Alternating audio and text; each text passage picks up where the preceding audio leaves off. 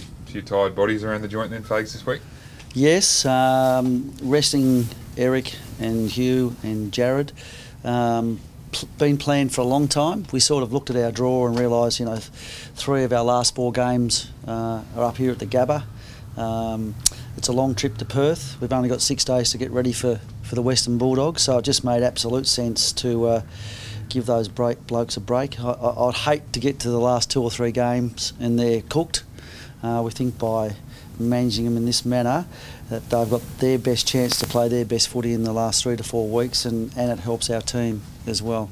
The upside is that some other people get an opportunity. So Sam Skinner gets to make his long-awaited debut. He was about to debut, I think, last year and wrecked his knee at training and missed that opportunity. So there was a great level of excitement around last night when, in a sense, when Dan McStay wasn't able to get through, that Sam was able to play his first game. So that's great. Jacob Allison, one of our Queensland Academy boys, is getting through to play his first game and really very much looking forward to it. And Nick Robertson is obviously a hungry player coming back. His run will be handy, and then Closey and Jared Jansen. Jared's playing his first game for the year. Closey's probably been best on ground than Neefle for about 5 weeks in a row, so he's busting for an opportunity. So it's good for those guys, and it's really good for those boys who have worked hard this year in their first and second years to have a spell and come up fresh for next week. As it stands now, we'll have 5 fresh players for the Bulldogs game.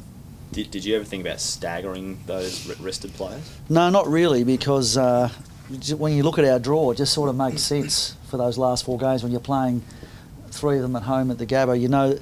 I haven't done the trip from Brisbane to Perth, but they tell me it takes a while, 5 to 6 hours, and then you've got to play, and then you've got to come back, and then you've got 6 days. That seemed to me to be the one that was logical.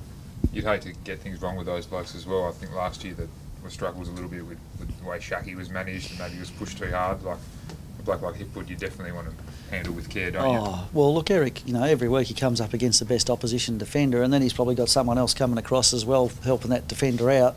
And he's 19 years of age, and he's a string bean still, so he'll appreciate the rest. I looked at him on Tuesday morning at the team meeting. I thought it was a pretty exciting team meeting. He looked like he was going to go to sleep, so it's probably a good indication that physically he needs a rest. So that's the way we've decided to go. Is there any concern that it might even inadvertently send a message to the players that you don't think you can win this game? No, not at all. They're very clear. I said to them yesterday, there's 4 or 5 guys coming in this week, and there's 4 or 5 guys either out being managed or in Zork's case suspended or Dan McStay's case injured.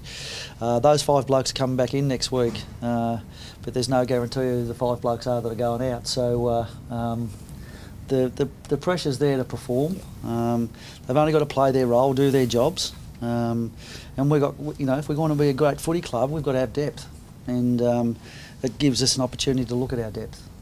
Eric was saying the other day, you've had 2 suspensions now in 2 weeks with Nick and Zorks. You're not going to take a backward step. You want to throw the first punch. I saw where Eric said we're going to throw the first punch. I was a bit concerned about that. I thought, I like that down at AFL.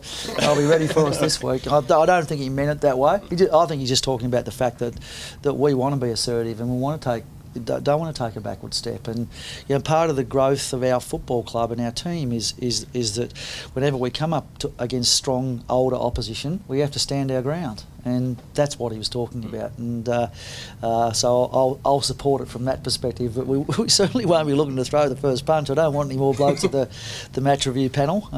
But sometimes that happens. The club that I've been at for quite a few years, Hawthorn, from time to time it's spilled over, but you've got to play on that edge at this level to be competitive. Is that hard to get into young players that are, they're all of a sudden could be starstruck or awestruck against the people that they've got to try and overwhelm and get it up in their face? Is that hard? Is it a hard message to send every week to these young guys? It's a gradual process, and they'll learn through experience. They'll learn through disappointment. They'll learn through getting maybe bullied by bigger, older opponents from time to time. That you got to stand your ground. So I think that's how we all learn in life, through our experiences. So yeah. Do you think Zorks got carried away a little bit last week at the time of the game when it happened? I think it was just after half time. I can't remember, but you blokes were up by a lot. He had a ripper first half. Was maybe trying to throw his influence around a little bit? Oh, I don't think so. I mean, we talked at half time about renewing our vows with our opponents, and he was doing that. You know, he gets tagged a lot and he gets belted a lot, and it's probably there are times when he feels like giving a little bit back, and that was one of those times. I don't think he meant to win the guy.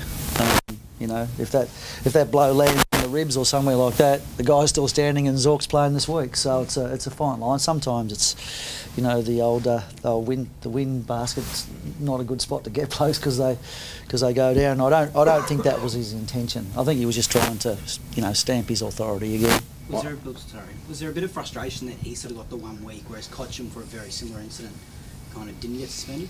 Oh, I think that's been talked about a lot this week by people in the media and footy experts, and quite rightly so. Did you not think that bugger it, we'll risk the extra week and let's challenge it, or was it just too much of a deterrent? No, because we're very serious about trying to win our last for the Bulldogs game. So having him out for 2 weeks wasn't going to do us any good. And you know, you don't know what the outcome's going to be. You can mount the best case of all time but still fail at the tribunal. So it's not worth taking the risk. In some ways, some people would argue that's a good part of the system. Others would argue that there are some misdemeanours that you should be able to go to the tribunal for and argue and not risk losing another week if you lose. I reckon that's one of them. I was going to say, have you got a solution that might help tidy it up or to level out that? I'll give it some thought and get back to you, Michael.